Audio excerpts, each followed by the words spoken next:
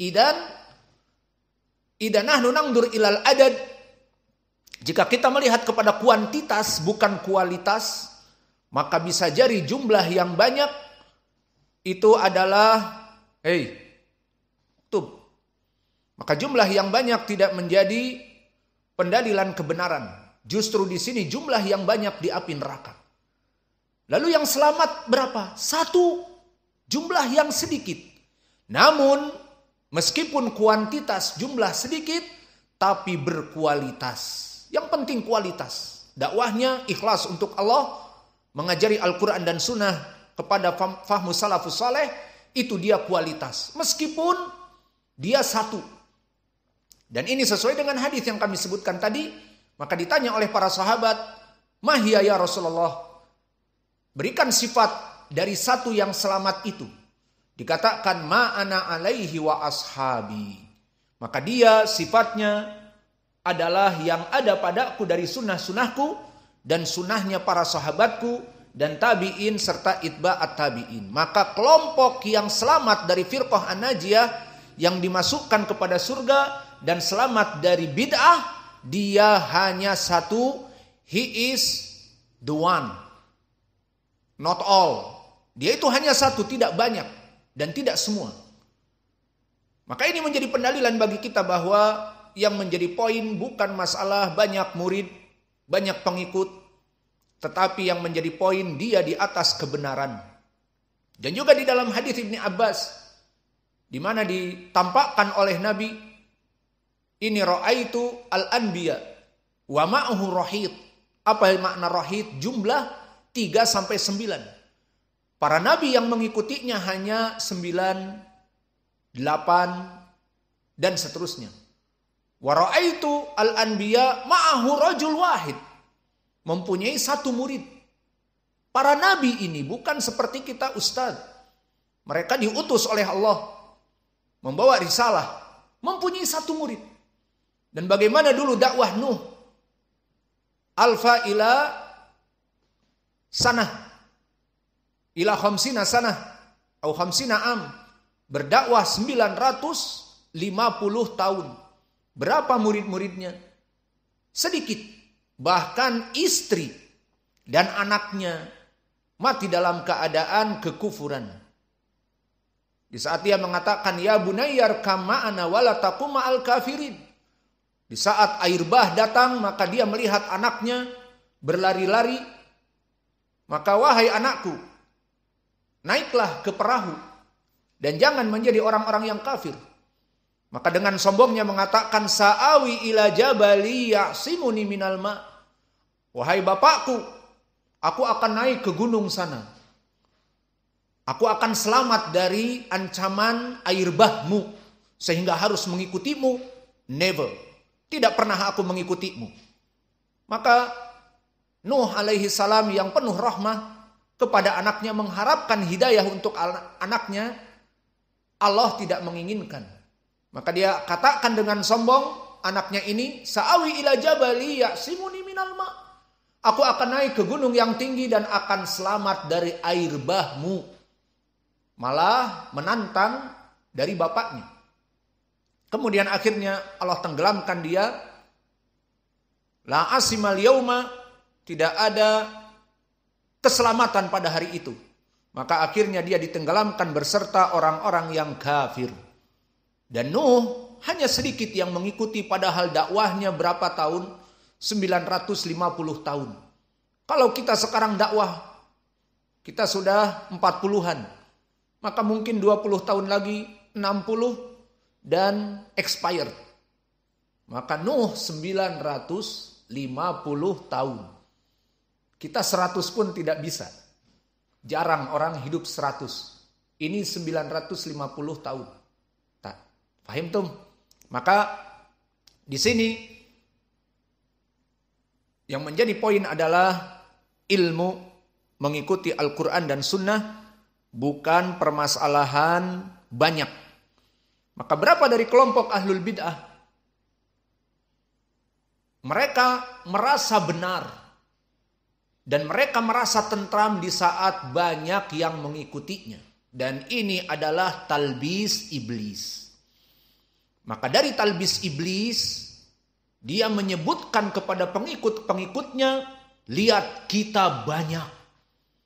Dan jika antum lihat, naam, kelompok Jamaatul Tabligh di Bangladesh banyak sekali. Jika mereka melaksanakan ijtima, maka antum melihat mereka pada pakai imamah dan gamis dan jenggotnya panjang karena memang orang-orang Urdu mempunyai gen lihyahnya panjang. Maka lihyahnya sampai dada. Banyak sekali bagaikan orang yang melaksanakan haji di saat mereka melaksanakan ijtima. Namun syaitan membisiki mereka, kita dalam keadaan kebenaran, lihat berapa banyak manusia. Maka kelompok ahlul bid'ah ataupun yang salah jalan, the wrong path, itu dibisiki oleh syaitan dengan jumlah yang banyak sehingga mereka dalam keadaan kebenaran. Adapun orang-orang yang berada di jalan yang hak, maka mereka akan berjumlah sedikit, namun al-haq berpihak padanya dan tidak usah sungkan dan ragu bahwa kamu dalam keadaan hak. Karena firqah an-najiyah hanya satu. Dan dulu para anbiya bukan pengikut iblis, dalam dakwahnya hanya mempunyai rohut jumlah dari 3 sampai 9, ada yang mempunyai 2 murid, ada yang mempunyai 1 murid dan mereka nabi. Maka kembali kepada permasalahan, mulai dari sekarang kalian saling rahmah merahmati sesama dai-dai ahli sunnah dan sesama penuntut ilmu ahli sunnah. Maka kita ini sudah sedikit, jangan di antara kita berpecah belah. Sudah sedikit sekali. Di antara kita berpisah kelompok As-Sa'afiqah, RII, Ngeri, dan juga kelompok Yahya Al-Hajuri, dan juga kelompok Roja. Berapa banyak dari murid-murid Syekh Mukbil juga dakwahnya menjadi melempem kepada Sururi, kepada Roja dan yang lainnya. Maka sudah kita ini sedikit, ternyata di antara kita juga saling perang dingin misalnya, maka ini tidak pantas. Allahul musta'an. Kemudian meriwayatkan Ali Ibnul Madini di sini, hadatsana Sufyan. Siapa Sufyan? Tadilah Sufyan di sini Ibnu Uyainah. Maka Sufyan Ibnu Uyainah Al-Hilali Al-Kufi, dia asalnya dari Kufah. Summa Al-Makki, kemudian dia tinggal di Mekkah dan menjadi imam mengajar di Mekkah. Dan dia tentunya siqatun hafidh. Dan di sini dia juga mempunyai guru yang agung dan menjadi asbatun nas padanya. Siapa? Amr ibnu Dinar. Dan Amr ibnu Dinar tabi'i shagir, hidup di tabaqah yang keempat. Maka di sini menunjukkan bagaimana Sufyan Ibnu Uyainah di tabaqah yang ke-8 belajar kepada orang di tabaqah ke-4. Maka dia ma'ruf dari kecil tukang menuntut ilmu. Dari kecil keluar dari negerinya menuntut ilmu. Dan inilah keadaan dari Sufyan Ibnu Uyainah, hidup di tabaqah yang ke-8. Maka hidup dia itu di zaman Ibrahim Ibnu Ulayyah dan Hamad Ibnu Zaid dan Hamad Ibnu Salamah. Maka mereka para ulama dan Abdullah Ibnu Mubarak dan Abdullah Ibnu Wahab semuanya hidup di tabaqah yang ke-8.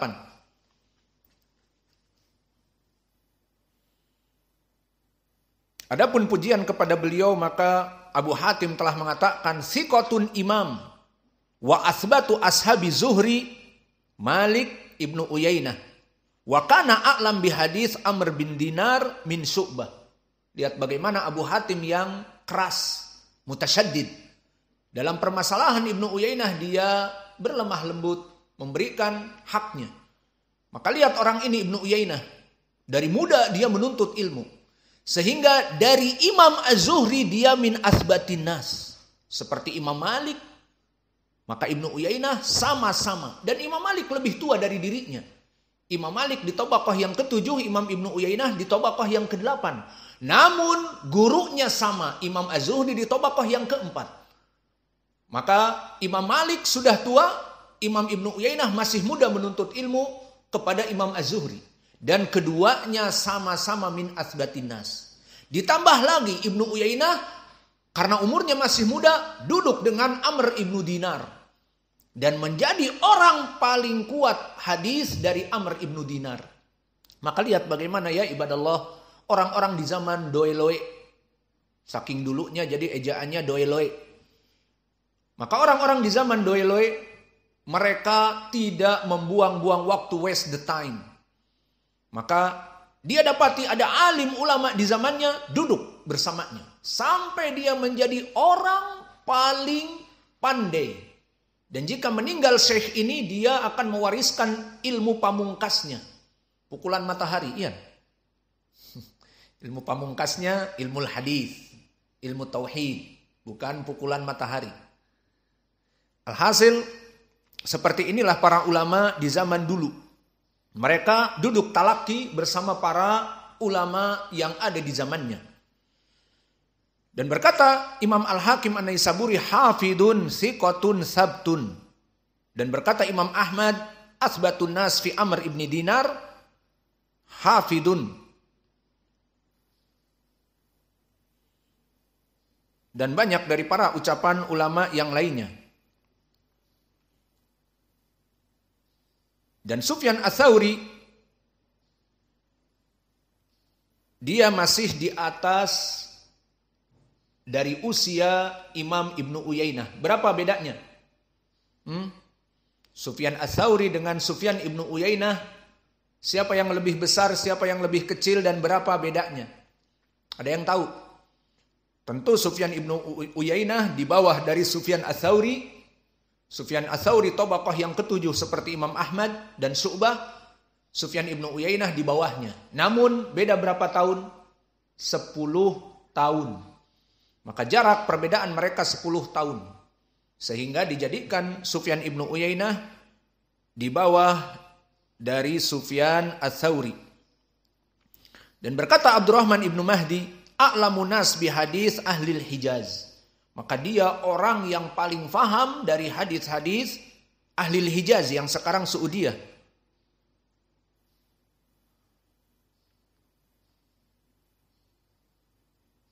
Dan berkata Ali Ibnul Madini, Hayatul Wadi yang sedikit di bawah usianya, mafi ashabi Zuhri atqan min Ibni Uyainah. Qila lahu huwa imamun fil hadis. Huwa imamun mundu arba'ina sanah. Dan Ali Ibnul Madini yang merupakan muridnya mengatakan dia adalah murid yang paling kuat dari Imam Az-Zuhri. Dan dia imam di zamannya. Maka berkata Imam Asy-Syafi'i laula Malik wa Sufyan la dhahaba ilmal Hijaz. Maka banyak dari para ucapan ulama yang lain kita tinggalkan. Kemudian meriwayatkan dari Imam Az-Zuhri. Maka Imam Az-Zuhri di tabaqah yang keempat. Maka di sini bagaimana meriwayatkan Ibnu Uyainah dari Az-Zuhri. Dan Imam Az-Zuhri dia Muhammad Ibnu Muslim, Ibnu Ubaidillah, Ibnu Syihab Az-Zuhri. Fi tabaqatihi Muhammad Ibnu Muslim akharman. Muhammad Ibnu Muslim Ibnu Tadrus. Wahuwa Abu Zubair mudallis yang banyak meriwayatkan tadlis dari Jabir. Maka dia di tabaqah yang sama. Namanya sama Muhammad Ibnu Muslim, beda di kakeknya. Muhammad Ibnu Muslim Ibnu Ubaidillah, ini Imam Az-Zuhri. Muhammad Ibnu Muslim bin Tadrus, ini Abu Zubair. Keduanya sama, di tabaqah yang sama, namun kualitasnya berbeda. Abu Zubair saduq dan mudallis. Adapun Ibnu Syihab imam dan bukan mudallis. Dan begitupun Imam Az-Zuhri, maka dia imam. Berkata Abu Hatim Ar-Razi, aku lebih mencintai Az-Zuhri daripada Al-A'mash.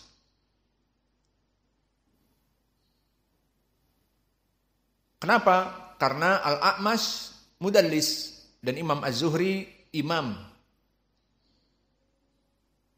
Dan dia termasuk dari murid paling kuat dari periwayatan Imam Anas Ibnu Malik, Imam Az-Zuhri ini. Masih dalam keutamaan Imam Az-Zuhri, maka Imam Az-Zuhri disebutkan oleh Imam Yahya ibnu Sa'id al-Qattan, hafidun kana idza sami'a syai' alaqahu. Maka dia seorang yang hafid. Jika mendengar sesuatu pasti dia hafal, hanya sekedar mendengar. Dan ini disebutkan di dalam bagaimana cara Imam Az-Zuhri untuk menjaga hafalan. Maka ada tutorialnya. Namun di saat kita pelajari ternyata mudah. Apa? Dia mencintai perkara-perkara yang manis. Seperti asal. Maka dia banyak meminum asal. Antum punya asal, minum asal. Agar menjaga hafalan. Dan menjauhi perkara-perkara yang kecut. Maka disebutkan di dalam asar yang kita pernah periksa dulu di Yaman. Sanadnya sahih. Qala Az-Zuhri at-tufahatu turithun nisyan. Bahwa at-tufahah maknanya satu buah dari apel itu menyebabkan lupa. Dan ini dicoba oleh dia. Dia makan apel kecut. Maka lupa hadis. Maka di sini menunjukkan bagaimana inayah Imam Az-Zuhri memilah dan memilih makanan. Mana yang menguatkan hafalan dan mana yang menurunkan hafalan.